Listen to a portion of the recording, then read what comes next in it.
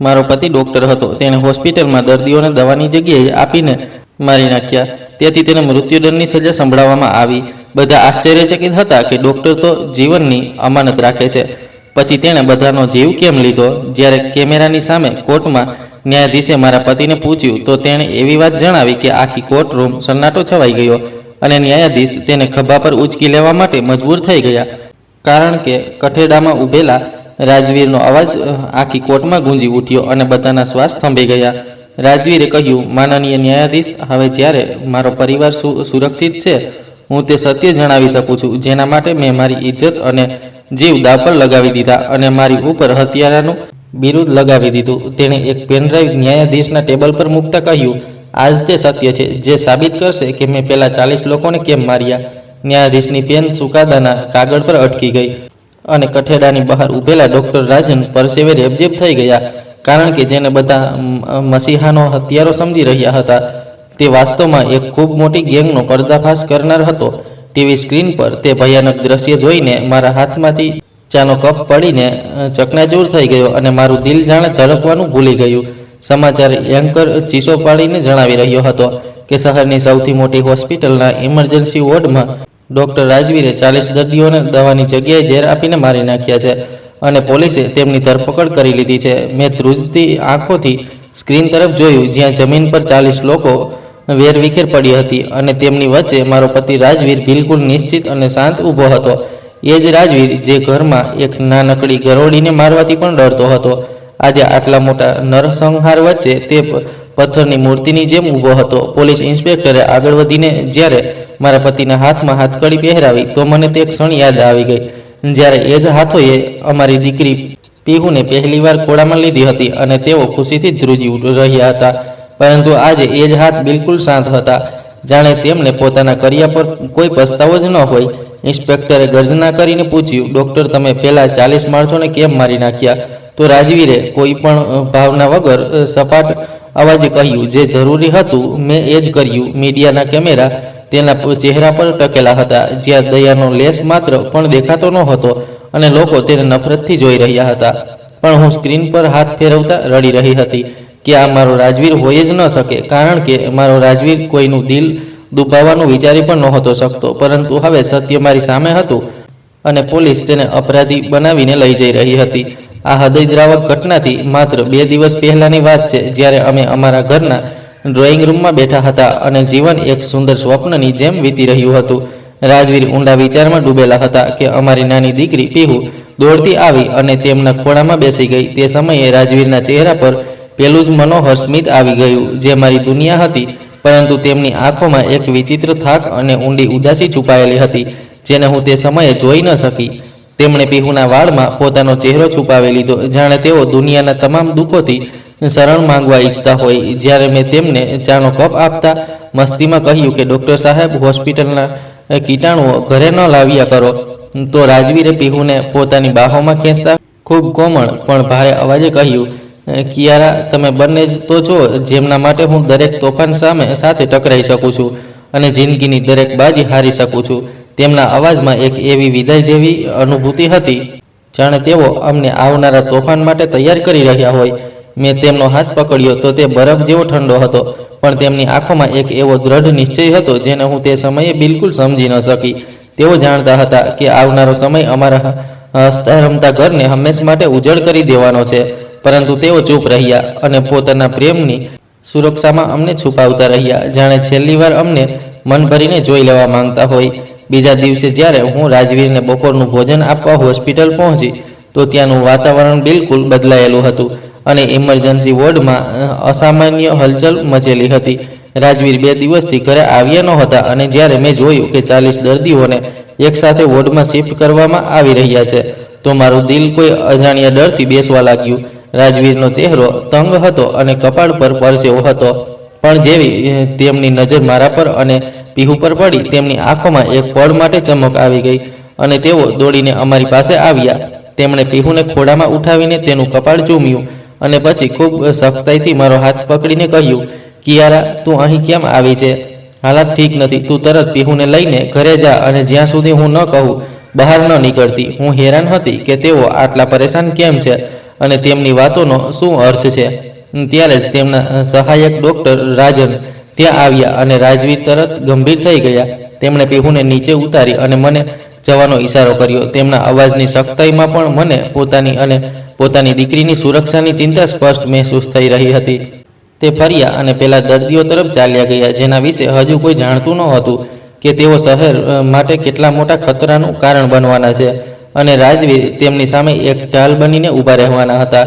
તે વખતે મને અંદાજ નહોતો કે આ મારા પતિ સાથે મારી છેલ્લી મુલાકાત છે, જેમાં તે એક સામાન્ય માણસની જેમ મને મળી રહ્યો હતો, કારણ કે બીજી વાર તેને મેં ટીવી પર એક કાતિલના રૂપમાં જોવાનો હતો. રાજવીરની તે રાત હોસ્પિટલની લેબમાં પસાર થઈ, જ્યાં તે લોહીના નમૂનાઓને બારીકીથી જોઈ રહ્યા હતા અને જ્યારે તેણે માઇક્રોસ્કોપ પરથી નજર હટાવી તો તેના કપાળ પર પરસેવો હતો અને હાથ ધ્રુજી રહ્યા હતા, કારણ કે પેલા 40 દર્દીઓના લોહીમાં રહેલો તે વાયરસ સામાન્ય નહોતો, પણ એક એવું ભયાનક હથિયાર હતું જે આખા શહેરને થોડા કલાકોમાં મોતની ઊંઘ સુવડાવી શકતું હતું.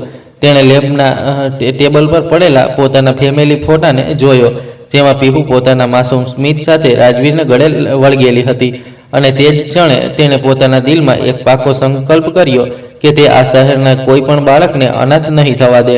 ભલે તેના માટે તેણે પોતાને મિટાવી જ કેમ ન દેવું પડે, ભલે દુનિયાની નજરમાં તે શેતાન જ કેમ ન બની જાય. તેના મગજમાં એક બેહદ ખતરનાક યોજના બની રહી હતી, જેની કિંમત તેણે અને તેના પરિવારે ખૂબ મોટી સજાના રૂપમાં ચૂકવવાની હતી. પરંતુ આ સમયે તે એક ડૉક્ટર કરતાં વધારે એક પિતા અને એક રક્ષકની જેમ વિચારી રહ્યો હતો, જેની સામે આખી ફેમિલીની જિંદગીનો સવાલ હતો. તેણે લેબમાંથી નીકળતા પોતાના ખાનામાંથી કેટલીક એવી દવાઓ કાઢી જે દેખાવમાં તો ઇલાજની લાગતી હતી, પરંતુ તેની અસલ પેલા વાયરસથી પીડિત દર્દીઓ માટે તરત મોતનો પૈગામ બનવાની હતી. અને તેનો અંદાજ એક એવા સિપાહી જેવો હતો જે પોતાના વતન માટે પોતાને કુરબાન કરવા તૈયાર થઈ ચૂક્યો હોય અને જેના દિલમાં હવે કોઈ પ્રકારનો ડર બાકી ન રહ્યો હોય. રાજવીરે પોતાની ઓફિસના બંધ રૂમમાં બેસીને ખૂબ ઝડપથી એક ગુપ્ત પત્ર લખ્યો, જેમાં તેણે હોસ્પિટલની અંદર થનારા આ ભયાનક ષડયંત્રની તમામ વિગતો નોંધી અને પછી તેને પીહુના પેલા ડ્રોઈંગની પાછળ ખૂબ સાવધાનીથી છુપાવી દીધો, જેના પર લખ્યું હતું કે મારા પાપા સુપર હીરો છે, અને જેમાં એક નાની બાળકીએ પોતાના પિતાનો હાથ પકડેલો હતો. તેણે તે ડ્રોઈંગને ચૂમ્યું અને પોતાની પાસે રહેલી કેટલીક મહત્વની ફાઇલો અને અન્ય પુરાવા એકઠા કર્યા, જેને તેણે એક એવા લોકરમાં બંધ કરી દીધા જેનો કોડ અમારા લગ્નની તારીખ હતી, કારણ કે તે જાણતો હતો કે જો તે પકડાઈ ગયો કે માર્યો ગયો તો આ જ પુરાવા તેની નિર્દોષતાનો એકમાત્ર રસ્તો હશે, જે સમય આવીએ દુનિયાની સામે સત્ય લાવશે. તેને ખબર હતી કે ડૉક્ટર રાજન તેની દરેક હરકત પર નજર રાખી રહ્યા છે અને તેના સહાયકનો વેશ પહેરેલી આ વ્યક્તિ હકીકતમાં આ આખી આતંકી ગેંગનો ભાગ છે, જે શહેરમાં તબાહી ફેલાવવા માંગે છે. આ જ કારણે રાજવીરે નિર્ણય કર્યો કે તે પોતાનું બધું કામ ખામોશીથી પૂરું કરશે, જેથી રાજનને તેના ઈરાદાઓની ભનક પણ ન લાગે અને તે તેને પોતાનો સાથી કે એક કમજોર માણસ સમજતો રહે. તે જાણતો હતો કે આવનારી સવાર ખૂબ ભારે હોવાની છે, અને જ્યારે તે વોર્ડનું છેલ્લું ચક્કર લગાવવા ગયો તો તેને દૂરથી રાજનને પેલા દર્દીઓને કંઈક આપતા જોયો, પરંતુ આ વખતે રાજવીરે તેને ન રોક્યો, પણ અંધારામાં ઊભા રહીને મૌન ભાવે જોતા રહ્યા, કારણ કે તેમનું પોતાનું ષડયંત્ર હવે અંતિમ તબક્કામાં હતું અને તેમના ચહેરા પર એવી કઠોરતા આવી ચૂકી હતી જાણે તેઓ હવે કોઈ પણ માનવીય ભાવનાથી ઉપર ઉઠી ચૂક્યા હોય. બીજી તરફ રાજવીરની ધરપકડને હવે 24 કલાકથી વધુ સમય વીતી ચૂક્યો હતો અને મારું ઘર શોકગ્રસ્ત દ્રશ્ય રજૂ કરી રહ્યું હતું, જ્યાં ચારે બાજુ મીડિયાના લોકો અને ક્રોધથી ભરેલા લોકો જમા હતા, જે રાજવીરને ફાંસી અપાવવાની માંગ કરી રહ્યા હતા અને પથ્થરોથી અમારી બારીઓના કાચ તોડી નાખ્યા હતા. મારો ફોન સતત વાગી રહ્યો હતો અને રાજવીરનો વકીલ વારંવાર ફોન કરીને એ જણાવી રહ્યો હતો કે રાજવીરે પોલીસની સામે પોતાના ગુનાને પૂરી રીતે સ્વીકારી લીધો છે અને હવે તેને મૃત્યુદંડથી બચાવવું લગભગ અસંભવ થતું જાય છે. પરંતુ મારું દિલ કોઈ પણ હાલતમાં એ માનવા તૈયાર નહોતું કે મારો પતિ આટલી નિર્દયતાથી કોઈનો જીવ લઈ શકે છે. મને વારંવાર તે પળ યાદ આવી રહી હતી જ્યારે રાજવીરે છેલ્લી વાર મને હોસ્પિટલમાં પીહુને લઈને ઘરે જવા કહ્યું હતું, અને હવે મને મહેસૂસ થઈ રહ્યું હતું કે તેમના પેલા એક વાક્યમાં કેટલા ઊંડા અર્થ છુપાયેલા હતા, જેને હું મારી નાસમજણ અને પરેશાનીને કારણે તે સમયે સમજી જ ન શકી હતી. પીહુ સતત રડતા રડતા પોતાના પપ્પાને બોલાવી રહી હતી અને હું તેને એ જણાવવામાં અસમર્થ હતી કે તેનો સુપરહીરો પાપા આ સમયે જેલની એક અંધારી કોટડીમાં 40 માણસોની હત્યાના ગંભીર આરોપમાં બંધ છે અને આખી દુનિયા તેને એક દરિંદાના નામથી બોલાવી રહી છે. મેં નિશ્ચય કરી લીધો હતો કે હું બીજા દિવસે જ જેલ જઈશ અને સ્વયં રાજવીરને મળીને તેની આંખોમાં આંખ નાખીને એ જાણવાનો પ્રયત્ન કરીશ કે આખરે તેણે આવું કેમ કર્યું અને શું તેને મારી અને પીહુની જરા પણ ચિંતા ન હતી કે તેણે અમને આવી અપમાન અને બદનામીના હવાલે કરી દીધા છે, જેનો ડાઘ અમારી આખી જિંદગીમાં ક્યારેય નહીં ધોવાય અને અમે જ્યાં પણ જઈશું લોકો અમને એક હત્યારાના પરિવાર તરીકે ઓળખશે. રાતના છેલ્લા પહોરમાં જ્યારે આખી હોસ્પિટલ મૃત્યુના ખોળામાં સૂઈ રહી હતી, રાજવીર વોર્ડના અંધારામાં એકલો ઊભો પેલા 40 દર્દીઓને જોઈ રહ્યો હતો, જેમની નાડી હવે રોકાઈ ચૂકી હતી. તેના ચહેરા પર ન કોઈ ભય હતો અને ન પસ્તાવો, પણ એક વિચિત્ર સંતોષ હતો કે તેણે એક ખૂબ મોટી તબાહીને આજ રૂમ સુધી સીમિત કરી દીધી છે અને કદાચ હવે શહેરના માસૂમ બાળકો અને વૃદ્ધો સુરક્ષિત રહેશે. તેણે પોતાના હાથમાંથી તે મોજા ઉતાર્યા જેનાથી તેણે પેલા દર્દીઓની છેલ્લીવાર તપાસ કરી હતી અને પોતાના ખિસ્સામાંથી સિગારેટનું એક પેકેટ કાઢ્યું જે તેણે વર્ષો પહેલાં પીહુની ખાતર છોડી દીધું હતું. પરંતુ આજે તેની અકલતા અને બોજ એટલા ભારે હતા કે તેને કોઈ સહારેની જરૂરિયાત મહેસૂસ થઈ રહી હતી. હજુ તેને સિગરેટ સળગાવી જ હતી કે અચાનક વોર્ડનો દરવાજો જોરથી ખુલ્યો અને ડૉક્ટર રાજન પોલીસના એક મોટા કાફલા સાથે અંદર દાખલ થયો અને રાજવીર તરફ આંગળી ચીંધીને બૂમ પાડ્યો, ઇન્સ્પેક્ટર, આ જ છે તે હત્યારો જેણે આ 40 નિર્દોષ લોકોનો જીવ લીધો છે અને મેં મારી આંખોથી આને દવામાં ઝેર ભેળવતા જોયો છે. રાજવીરે રાજનની આંખોમાં જોયું, જ્યાં એક સ્પષ્ટ ધમકી અને વિજયની ચમક હતી કે જો હવે રાજવીરે સાચું બોલવાની કોશિશ કરી તો તેની દીકરી પીહુની જિંદગી ખતમ કરી દેવામાં આવશે. રાજવીરે એક પળ માટે પોતાની બંધ આંખો સામે પીહુનો હસતો ચહેરો લાવ્યો અને પછી ચૂપચાપ પોલીસ સામે પોતાના હાથ ફેલાવી દીધા અને કબૂલ કર્યું કે હા, આ હત્યાઓ મેં જ કરી છે. પોલીસ સ્ટેશનની હિરાસતમાં રાજવીર માટે સમય જાણે થંભી ગયો હતો અને ઇન્સ્પેક્ટર સતત ટેબલ પર મુક્કા મારીને તેને પૂછી રહ્યો હતો કે આખરે એક નામી ડૉક્ટરને એવી શું મજબૂરી આવી કે તે મસીહાના રૂપમાં રાક્ષસ બનીને આટલા લોકોને મારી નાખે.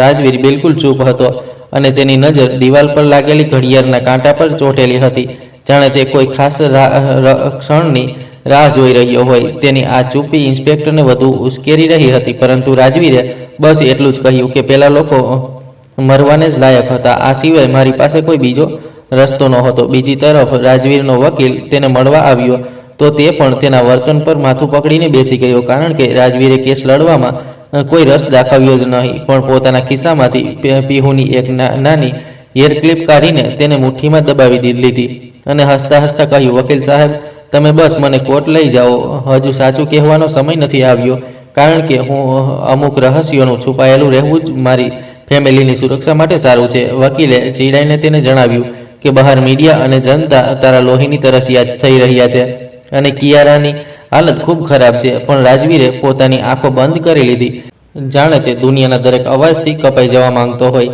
તેની આ ચૂપી હવે દરેક માટે એક કોયડો બનતી જતી હતી, જેણે તેના પોતાના વકીલને પણ એ વિચારવા પર મજબૂર કરી દીધો કે કદાચ તે ખરેખર એક માનસિક રોગી બની ચૂક્યો છે.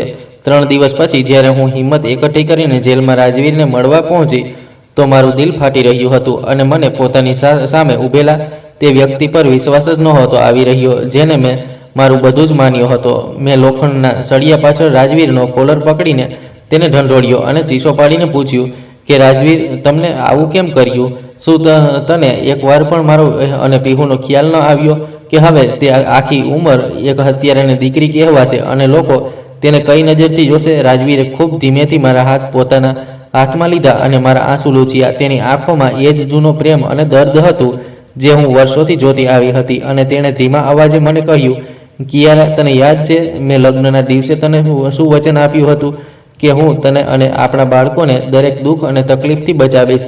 બસ સમજી લે કે હું આજે એ જ વચન નિભાવી રહ્યો છું અને મને ક્યારેય ખોટો ન સમજતી. મેં ગુસ્સા અને આઘાતથી તેના હાથ ઝટકી દીધા અને કહ્યું કે મારે તારા આ કોયડા હવે નથી સાંભળવા, કારણ કે તે અમારા વિશ્વાસની હત્યા કરી છે અને હું આ ક્યારેય માફ નહીં કરું.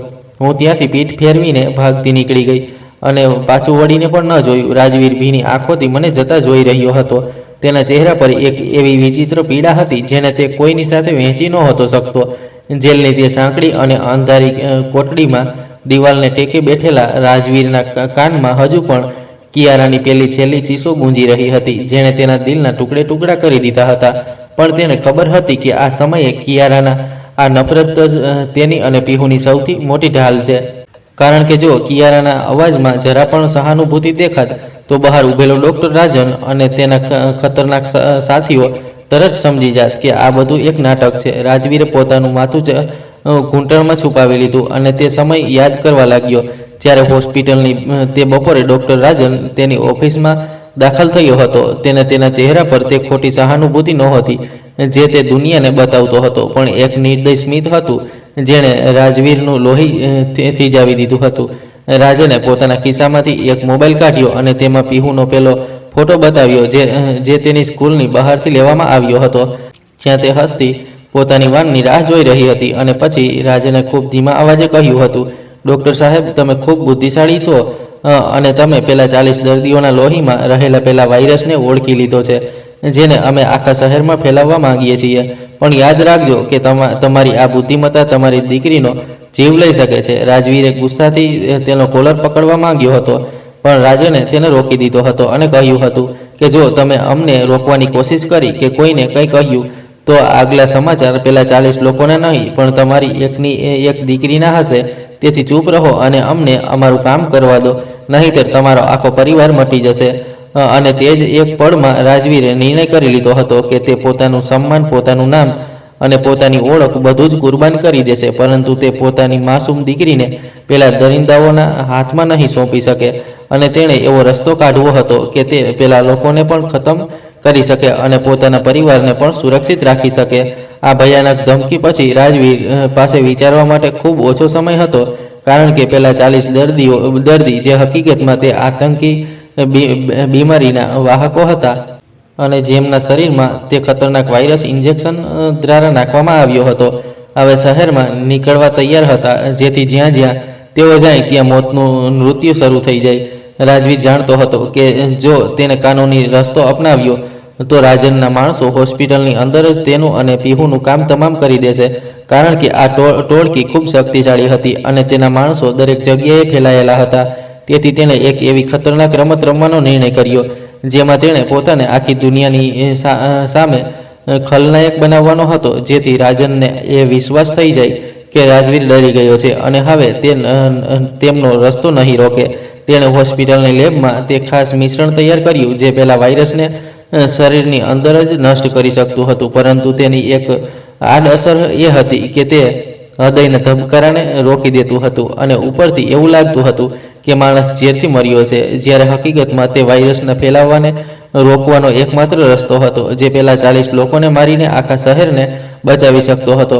રાજવીરે જ્યારે તે દવા તૈયાર કરી તો તેના હાથ ધ્રુજી રહ્યા હતા અને તે વારંવાર ઈશ્વર પાસે પોતાના પેલા પાપની માફી માંગી રહ્યો હતો જે તે ઇન્સાનિયતને બચાવવા માટે કરવા જઈ રહ્યો હતો, કારણ કે તે એક ડૉક્ટર હતો જેનું કામ જીવ બચાવવાનું હતું. પણ આજે તેણે 40 લોકોનો જીવ લેવાનો હતો જેથી લાખો લોકોને બચાવી શકાય, અને આ બલિદાનની સૌથી મોટી કિંમત તેનો પોતાનો પરિવાર હતો જે હવે તેને ક્યારેય માફ નહોતો કરવાનો. બીજી તરફ કિયારા પોતાના ઘરમાં કેદ થઈને રહી ગઈ હતી અને બહાર જામેલી ભીડની ચીસો તેના કાનના પડદા ફાડી રહી હતી, જે સતત કહી રહી હતી કે એક હત્યારાની પત્નીને પણ એ જ સજા મળવી જોઈએ જે તેના પતિને મળશે. કિયારાએ પીહુને જબરજસ્તી રૂમમાં બંધ કરી રાખી હતી જેથી તે બહારના અવાજો ન સાંભળી શકે, પણ તે માસૂમ બાળકી વારંવાર દરવાજો ખખડાવતી અને પૂછતી હતી કે મમ્મા પપ્પા ક્યારે આવશે અને લોકો બહાર કેમ બૂમો પાડી રહ્યા છે.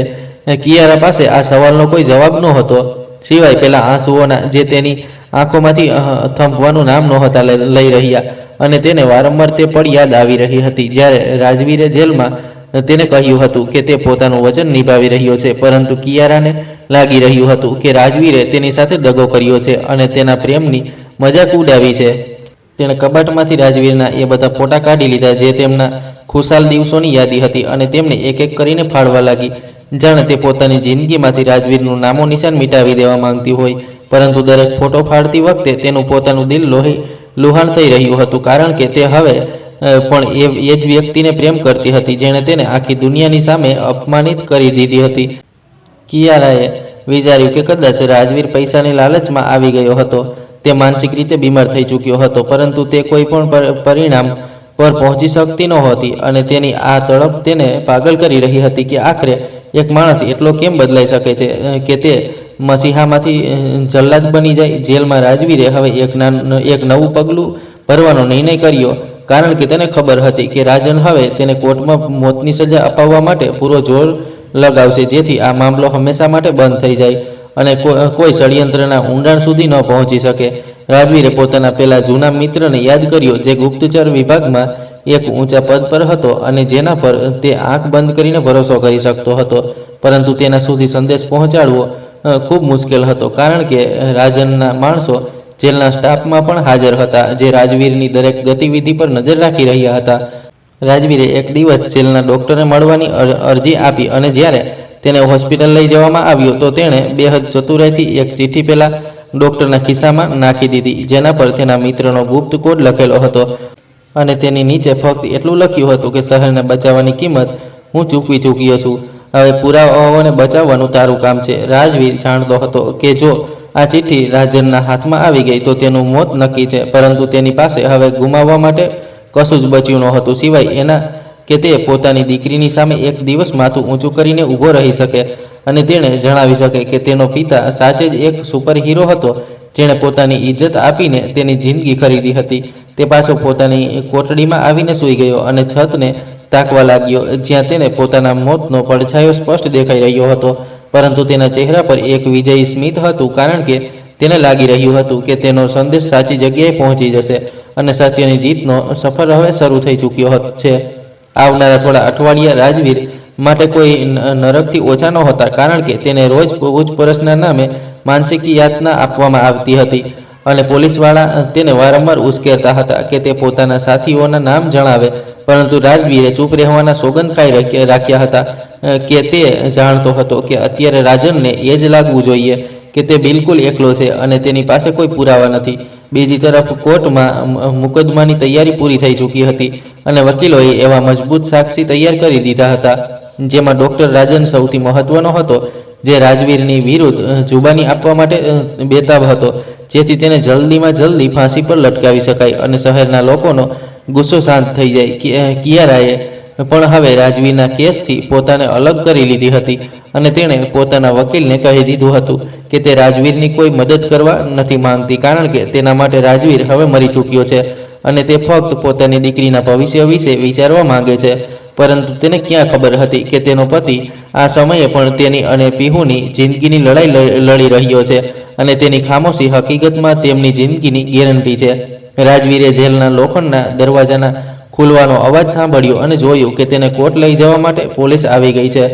તેણે એક ઊંડો શ્વાસ લીધો અને પોતાની જાતને કહ્યું, રાજવીર, આજે તારી જિંદગીની સૌથી મોટી પરીક્ષા શરૂ થવાની છે. કાં તો તું એક હત્યારો બનીને મરીશ અથવા એક ગુમનામ નાયક બનીને જીવિત રહીશ, પરંતુ તારે પાછળ નથી હટવાનું. તેના પગલાઓમાં એક પ્રતિજ્ઞા હતી અને આંખોમાં એ જ ચમક જે એક સાચા સૈનિકની હોય છે, જે પોતાની મંજિલને પામવા માટે કોઈ પણ હદ સુધી જઈ શકે છે.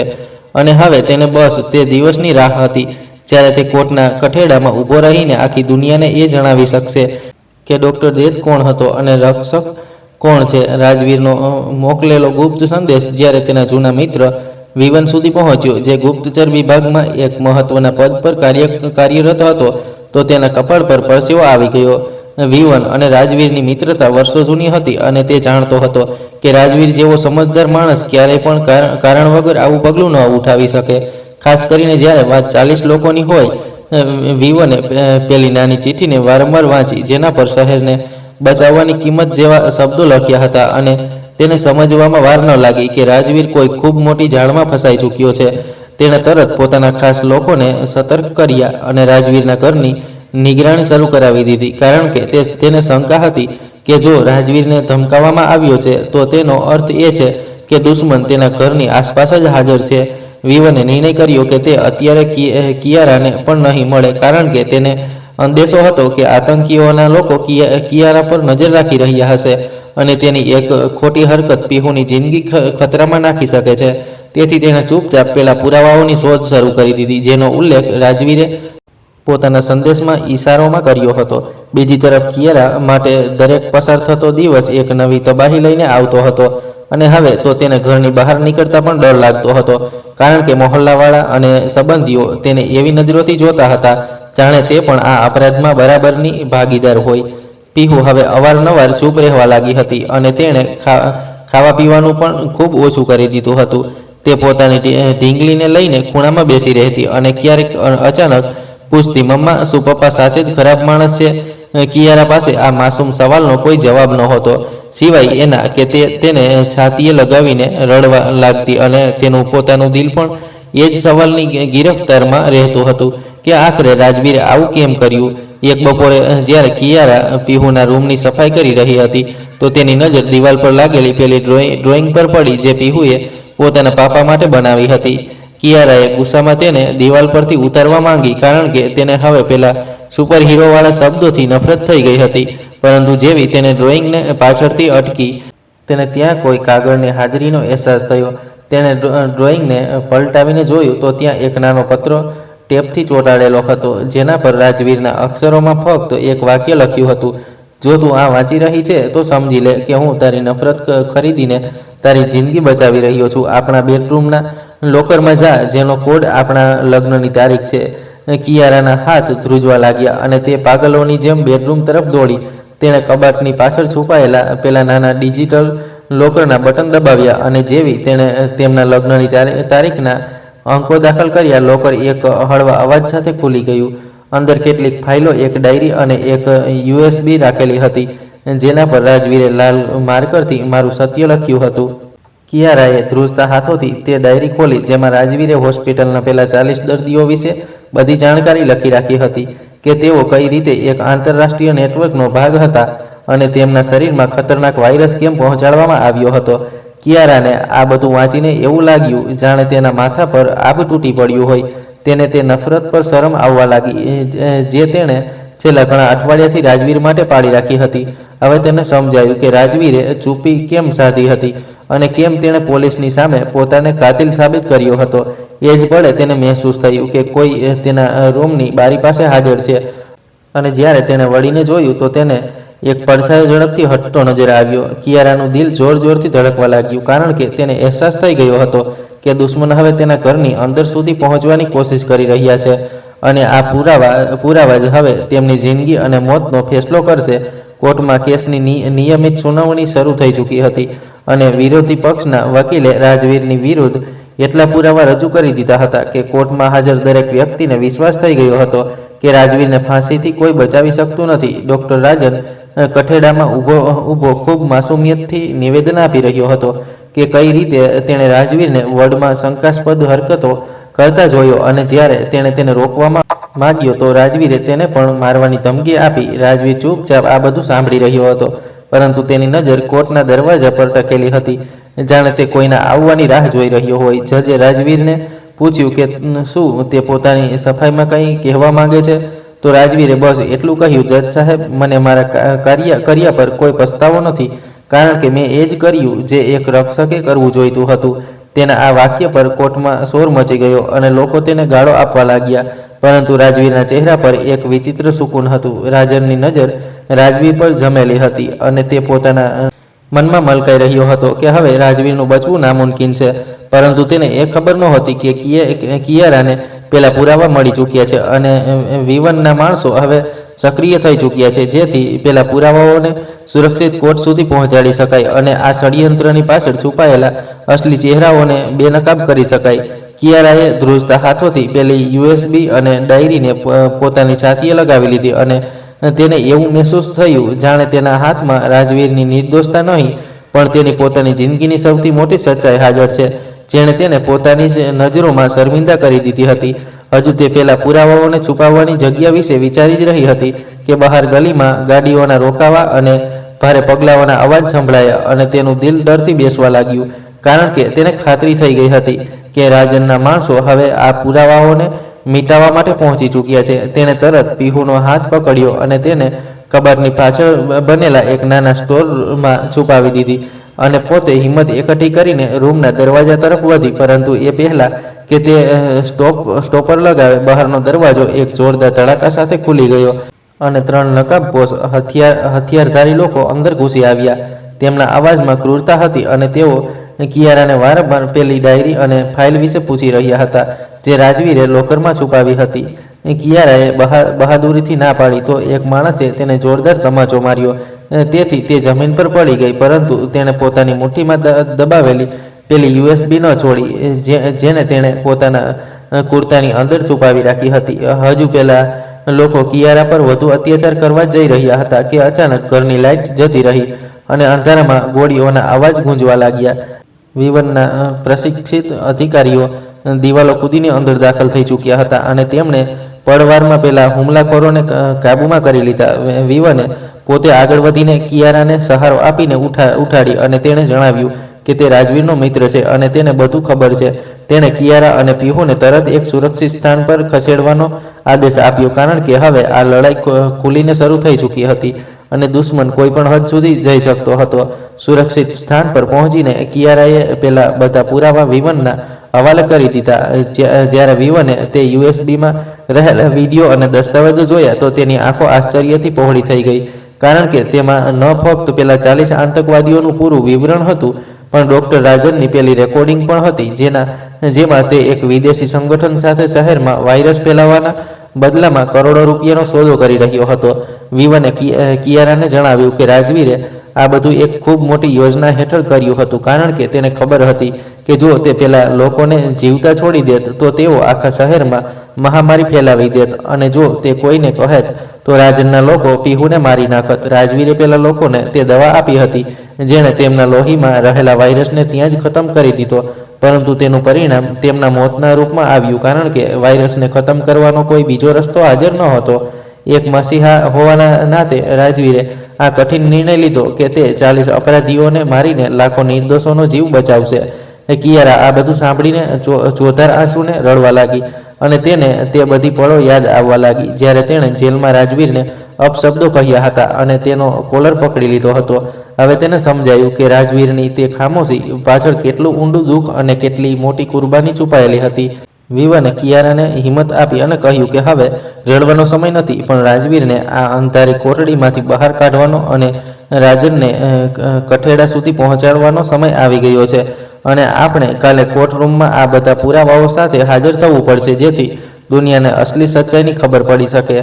જેલની કોટડીમાં રાજવીર હવે બિલકુલ તૂટી ચૂક્યો હતો, કારણ કે તેને ઘણા દિવસોથી કિયારા અને પીહુના કોઈ સમાચાર મળ્યા નહોતા અને તેને ડર હતો કે ક્યાંક રાજને પોતાના વચન મુજબ તેમને કોઈ નુકસાન ન પહોંચાડી દીધું હોય. જ્યારે તેને આગલી સુનાવણી માટે લઈ જવા પોલીસ આવી તો તેના પગ ભારે હતા અને તેને લાગી રહ્યું હતું કે આજે કદાચ તેની જિંદગીનો છેલ્લો ફેંસલો સંભળાવી દેવામાં આવશે, કારણ કે ફરિયાદી પક્ષે તમામ જુબાનીઓ પૂરી કરી લીધી હતી. કોર્ટના રૂમમાં દાખલ થતાં જ તેની નજર ડોક્ટર રાજન પર પડી, જે એક વિજય સ્મિથ સાથે વકીલોની વચ્ચે બેઠો હતો, અને રાજવીરને જોઈને તેણે નફરતથી પોતાની ગરદન ઝુકાવી લીધી, જાણે તે તેને ફાંસીના ફંદા તરફ જોઈ રહ્યો હોય. જજે પોતાની ખુરશી સંભાળી અને કાર્યવાહી શરૂ કરવાનો આદેશ આપ્યો તો ફરિયાદી પક્ષના વકીલે ઊભા થઈને ઊંચા અવાજે કહ્યું, જજ સાહેબ, હવે કોઈ બીજી સાક્ષીની જરૂર નથી, કારણ કે આરોપી પોતે પોતાના ગુનાનો સ્વીકાર કરી ચૂક્યો છે અને ઇન્સાનિયતના તે દુશ્મનને હવે ફક્ત મોતની સજા જ મળવી જોઈએ. રાજવીરે ફરી એકવાર ચૂપચાપ માથું ઝુકાવી લીધું. ત્યારે જ કોર્ટના ભારે દરવાજા ખુલ્યા અને વિવન પોતાની પૂરી ટીમ અને કિયારા સાથે અંદર દાખલ થયો, જેના હાથમાં પેલી ફાઇલો અને USB હતી. વિવને ઊંચા અવાજે જજને સંબોધતા કહ્યું, જજ સાહેબ, રોકાઈ જાઓ. એ પહેલાં કે તમે કોઈ ફેંસલો કરો, તમારે તે સત્ય જોવું પડશે જે છેલ્લા ઘણા અઠવાડિયાથી કઠેડામાં ઊભેલો એક નિર્દોષ માણસ પોતાની છાતીમાં દફન કરીને બેઠો હતો, જેથી તે પોતાના પરિવારને બચાવી શકે. કોર્ટમાં એકદમ ખળભળાટ મચી ગયો અને રાજનનો રંગ ફીકો પડી ગયો જ્યારે તેણે વિવનના હાથમાં પેલી USB જોઈ, જેનો ઉલ્લેખ રાજવીર અવારનવાર ધમકીઓ દરમિયાન કરતો હતો, પરંતુ રાજનને લાગ્યું હતું કે રાજવીર ફક્ત તેને ડરાવી રહ્યો છે. જજે વિવનને પુરાવા રજૂ કરવાની રજા આપી અને જ્યારે કોર્ટના મોટા પડદા પર તે વિડીયો ચાલ્યો જેમાં રાજન પોતાના લોકોને વાયરસ ફેલાવવાની સૂચના આપી રહ્યો હતો તો પૂરા હોલમાં સન્નાટો છવાઈ ગયો અને લોકોના ચહેરા નફરતથી રાજન તરફ વળી ગયા. વિડીયોમાં રાજવીરની તે રેકોર્ડિંગ પણ હતી જે તેણે હોસ્પિટલની લેબમાં છુપાઈને બનાવી હતી, જેમાં તે રડતા રડતા કહી રહ્યો હતો કે હું એક ડૉક્ટર છું અને મારું કામ જીવ બચાવવાનું છે, પરંતુ આજે હું આ 40 લોકોને મારી રહ્યો છું, કારણ કે આ લોકો મારા શહેરના લાખો બાળકોના મોતનો સામાન લઈને આવ્યા છે. જો હું માર્યો ગયો તો કિયારા, તું આ પુરાવા દુનિયાને બતાવી દેજે અને પીહુને કહેજે કે તેનો બાપ કાતિલ ન હતો. આ અવાજ સાંભળીને રાજવીર ચોંકીને કિયારા તરફ જોયું, જેની આંખોમાંથી આંસુનું પૂર વહી રહ્યું હતું, અને તે તડપીને રાજવીર તરફ વધી, પરંતુ પોલીસે તેને રોકી લીધી. જજે ગુસ્સાથી રાજન તરફ જોયું, જે હવે ત્યાંથી ભાગવાની કોશિશ કરી રહ્યો હતો, પરંતુ વિવનના જવાનોએ તેને ત્યાં જ દબોચી લીધો અને તેના હાથમાં એ જ હથકડી પહેરાવી દીધી, જે થોડા દિવસ પહેલા રાજવીરને પહેરાવવામાં આવી હતી. હવે કોર્ટનું ચિત્ર બિલકુલ બદલાઈ ચૂક્યું હતું, અને જેને લોકો કાતિલ સમજીને ગાળો આપી રહ્યા હતા, તેના માટે હવે બધાની આંખોમાં સન્માન અને પસ્તાવાના આંસુ નજર આવી રહ્યા હતા.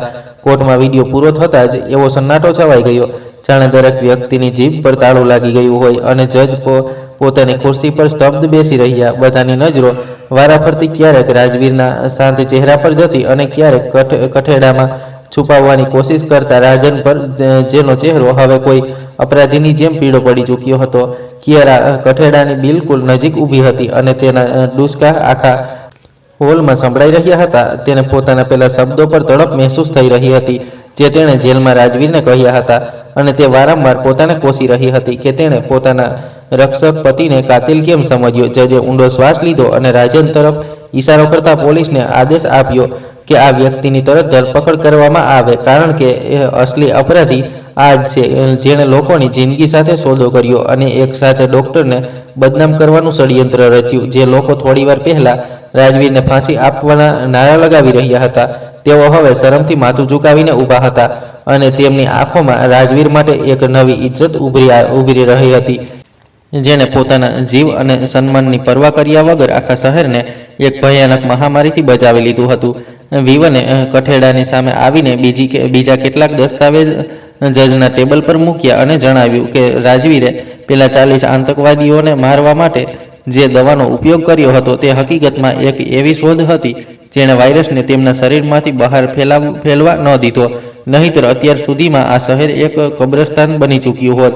વિવને કોર્ટને એ પણ જણાવ્યું કે રાજવીરે ચૂપી એટલા માટે સાધી રાખી કારણ કે પીહુની જિંદગી દાવ પર લાગેલી હતી, અને તે નહોતો ઈચ્છતો કે તેના કોઈ પણ નિવેદનથી તેની દીકરીને કોઈ નુકસાન પહોંચે. રાજને ભાગવાની છેલ્લી કોશિશ કરી, પરંતુ પોલીસના જવાનોએ તેને પકડી લીધો અને તેના ખિસ્સામાંથી પેલો મોબાઈલ પણ જપ્ત કરી લીધો, જેમાં તેણે પીહુના અપહરણના સંદેશ તે પોતાના સાથીઓને મોકલ્યા હતા. જજે ગુસ્સાથી રાજનને જોયો અને કહ્યું, તે ન ફક્ત ચિકિત્સાના વ્યવસાયને કલંકિત કર્યો, પણ એક માસૂમ બાળકીની જિંદગી સાથે પણ રમ્યો છે. તેથી તને હવે એવી સજા મળશે જે આવનારી પેઢીઓ માટે સબક બનશે. રાજવીર, જે અત્યાર સુધી મૌન ઊભો હતો, તેની આંખોમાંથી પહેલીવાર આંસુ પડ્યા, જે પેલા બોજ ઉતારવાની નિશાની હતા, જેને તે છેલ્લા ઘણા મહિનાઓથી પોતાના દિલ પર ઉઠાવેલો હતો, અને હવે તેને મહેસૂસ થઈ રહ્યું હતું કે તેનું બલિદાન વ્યર્થ નથી ગયું.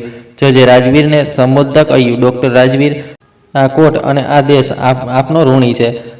તમે એકલાએ આ યુદ્ધ લડ્યું અને કોઈને કાનોકાન ખબર ન થવા દીધી કે તમે કેવી પીડામાંથી પસાર થઈ રહ્યા છો. રાજવીરે ધીમા અવાજે ઉત્તર આપ્યો, જજ સાહેબ, એક ડૉક્ટરનું પહેલું કર્તવ્ય જીવન બચાવવાનું હોય છે, અને મેં એ જ કર્યું. જો હું આ 40 લોકોને ન મારત તો લાખો નિર્દોષ મરી જાત, અને હું મારા અંતરાત્માને ક્યારેય જવાબ ન આપી શકત. તેણે કિયારા તરફ જોયું, જે હવે કઠેડાના સળિયા પકડીને રડી રહી હતી, અને તેની આંખોમાં ક્ષમા છલકાઈ રહી હતી. રાજવીરે હસતા હસતા માથું હલાવ્યું, જાણે તે તેને જણાવી રહ્યો હોય કે તેણે તેને પહેલાં જ માફ કરી દીધી છે, કારણ કે તે જાણતો હતો કે કિયારાની નફરત પણ હકીકતમાં તેના પ્રેમનું જ એક રૂપ હતું. કોર્ટ રૂમમાં હાજર લોકોએ ઊભા થઈને તાળીઓ પાડવાનું શરૂ કરી દીધું, અને આ તાળીઓ તે નાયક માટે હતી જેને દુનિયાએ ડૉક્ટર ડેથનું નામ આપી દીધું હતું. જ્યારે તે વાસ્તવમાં એક મૌન રક્ષક નીકળ્યો. કાર્યવાહીના સમાપન પર જજે આદેશ આપ્યો કે રાજવીરને તરત તમામ આરોપોમાંથી મુક્ત કરવામાં આવે અને તેની પ્રતિષ્ઠાને પુનઃસ્થાપિત કરવા માટે સરકારી સ્તરે પગલાં લેવામાં આવે. જેવો રાજવીર કઠેડાની બહાર આવ્યો, કિયારાએ આવેશમાં આગળ વધીને તેનો હાથ પકડી લીધો અને તેના ખભા પર માથું રાખીને ચોધાર આંસુએ રડવા લાગી. તે વારંવાર માફી માંગી રહી હતી, પરંતુ રાજવીરે તેના કપાળને ચૂમીને તેને શાંત કરી દીધી. પીહુ પણ વિવનના ખોળામાં બેઠી પોતાના બાબાને જોઈને હસી રહી હતી, જાણે તેને ખબર હોય કે તેના પપ્પાએ દુનિયાની સૌથી મોટી જંગ જીતી લીધી છે અને હવે તે ફરી પોતાના ઘરે જઈ શકશે. રાજવીરે પીહુને પોતાના ખોળામાં લીધી અને તેને ખૂબ જોરથી ભેટી પડ્યો, જાણે તે પેલા તમામ સમયની કમી પૂરી કરવા માંગતો હોય, જે તેણે જેલની અંધારી કોટડીમાં તેની યાદમાં વિતાવ્યા હતા. હોસ્પિટલની બહાર હવે ભીડ રાજવીરના પક્ષમાં નારા લગાવી રહી હતી અને એ જ લોકો જે પહેલાં પથ્થરમારો કરી રહ્યા હતા હવે ફૂલો લઈને ઊભા હતા, જેથી પોતાના હીરોનું સ્વાગત કરી શકે, જેણે પોતાની જિંદગી દાવ પર લગાવીને તેમના શ્વાસને સુરક્ષિત રાખ્યા હતા. જજ સાહેબે પોતાની ખુરશી પરથી ઉઠીને કોર્ટમાં હાજર તમામ લોકોને ખામોશ રહેવાનો ઇશારો કર્યો અને પોતાનો ઐતિહાસિક ફેંસલો સંભળાવવાનું શરૂ કર્યું.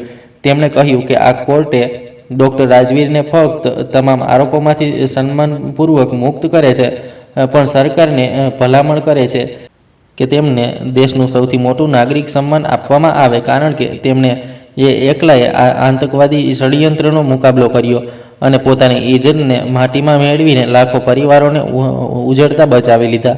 ફેસલાના શબ્દો ગૂંજતા જ આખી કોર્ટ નારાઓથી ભરાઈ ગઈ અને લોકો જે થોડીવાર પહેલાં નફરતથી ભરેલા હતા હવે પશ્ચાતાપ અને શ્રદ્ધાથી રાજવીર તરફ હાથ લંબાવી રહ્યા હતા. જજ સાહેબે એક અસાધારણ પગલું ભર્યું અને પોતાની સીટ પરથી નીચે ઉતરીને રાજવીર પાસે આવ્યા, તેનો હાથ પકડીને ઊંચો કર્યો અને કહ્યું કે જેને આપણે મસીહાથી કાતિલ સમજીને સજા આપવાના હતા એ જ હકીકતમાં આપણો સૌનો ઉપકારી નીકળ્યો છે અને આજે આ કોર્ટે તેની મહાનતાને સ્વીકારે છે. એ જ ભાવનાત્મક માહોલમાં ત્યાં હાજર લોકોએ જોશ અને ઉત્સાહમાં રાજવીરને પોતાના ખભા પર ઉંચકી લીધો અને કોર્ટ કઠેડાની બહાર લઈ આવ્યા, જ્યાં મીડિયાના કેમેરા તેના ચહેરા પર રહેલા પેલા સુકૂનભર્યા સ્મિતને કેદ કરી રહ્યા હતા, જે સત્યની જીતની નિશાની હતી. કોર્ટની બહાર એ જ રસ્તાઓ જે પહેલાં નફરતના નારાઓથી ગુંજી રહ્યા હતા હવે ફૂલોની પાંખડીઓથી ઢંકાયેલા હતા, કારણ કે આખું શહેર પોતાના હીરોનો આભાર માનવા માટે રસ્તા પર ઉતરી આવ્યું હતું. રાજવીરને જ્યારે ખભા પરથી નીચે ઉતારવામાં આવ્યો તો તે સૌથી પહેલાં કિયારા અને પીહુ તરફ વધ્યો, જે એક ખૂણામાં ઊભા આંખોમાં ખુશીના આંસુ સાથે તેની રાહ જોઈ રહ્યા હતા. કિયારાએ રાજવીરનો હાથ પોતાના બંને હાથોમાં લીધો અને લડખડાતા અવાજે કહ્યું, મને માફ કરી દો રાજવીર, મેં તમારા પર શક કર્યો અને તમારા પેલા દર્દને ન સમજી શકી જે તમે એકલા સહન કરતા રહ્યા. રાજવીરે પ્રેમથી તેના આંસુ લૂછ્યા અને કહ્યું, કિયારા, તારું શક કરવું પણ જરૂરી હતું, જેથી રાજનને લાગે કે હું દરેક તકલીફથી કંટાળી ચૂક્યો છું અને તારી આ નારાજગી જ મારી સુરક્ષાની જામીન બની હતી. પીહુએ પોતાના પપ્પાની ગરદનમાં હાથ નાખી લીધા અને માસુમિયતથી પૂછ્યું, પપ્પા, શું હવે તમે ફરી હોસ્પિટલ જશો? રાજવીરે તેને ચૂમતા જવાબ આપ્યો, હા બેટા, હવે હું ફરી જીવ બચાવવા જઈશ, કારણ કે હવે કોઈ મારી પાસેથી મારું સુપર હીરો હોવાનો હક નથી છીનવી શકતું. ઘણા મહિનાઓની યાતના પછી જ્યારે અમે અમારા ઘરે પાછા પહોંચ્યા તો રાજવીર સીધો પીહુના રૂમમાં ગયો અને દિવાલ પર લાગેલી પેલી અધૂરી ડ્રોઈંગને ફરી લગાવી દીધી, જેના પર તેણે પોતાની પેનથી એક નવો શબ્દ લખી દીધો. સરકારે ડૉક્ટર રાજન અને તેના તમામ સાથીઓને સજા સંભળાવીને પેલા નેટવર્કને મૂળમાંથી ખાત્મો કરી દીધો હતો અને હવે શહેરના 4 રસ્તાઓ પર રાજવીરના ફોટા સન્માનથી લાગેલા હતા. કિયારાએ બારીની બહાર જોયું, જ્યાં એ જ લોકો જે પહેલાં પથ્થર મારી રહ્યા હતા રાજવીરના નામની તકતીઓ લગાવીને સલામ કરી રહ્યા હતા. આજે કિયારાને અહેસાસ થયો કે તેનો પતિ કોઈ સામાન્ય ડૉક્ટર નહોતો, પણ તે એક એવો સિપાહી હતો જેણે પોતાની જિંદગીની સૌથી મોટી જંગ ખામોશીથી લડી અને એ સાબિત કર્યું કે ક્યારેક જીવ લેવાવાળો પણ હકીકતમાં જીવ બચાવવાવાળો જ હોય છે. મારો પતિ ડૉક્ટર નહીં, પણ તે રક્ષક હતો જેણે પોતાની માટી માટે પોતાની દરેક ખુશી કુરબાન કરી દીધી હતી અને આજે તે માથું ઊંચું કરીને ગર્વથી જીવી શકતો હતો, કારણ કે તેનું સત્ય આખી દુનિયાની સામે આવી ચૂક્યું હતું. તો મિત્રો, આ હતી આજની વાર્તા. આ વાર્તા વિશે તમારો શું અભિપ્રાય છે તે કોમેન્ટ બોક્સમાં જરૂર જણાવજો. જો તમને વાર્તા પસંદ આવી હોય તો વિડીયોને લાઇક કરો અને ચેનલને સબસ્ક્રાઇબ કરો અને બેલ આઇકન પર ક્લિક કરીને તેને ઓલ પર સેટ કરો, જેથી તમને નવા વિડીયોની સૂચના તરત મળી જશે. આભાર.